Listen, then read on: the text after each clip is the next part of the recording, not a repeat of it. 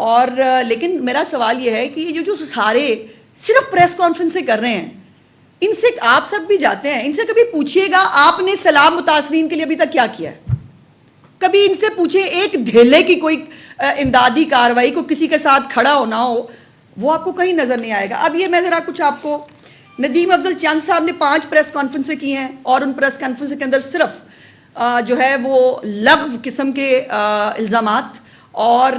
وہ ایک سستی جو ہے وہ پوائنٹ سکورنگ کرنے کی انہوں نے حرکت کی.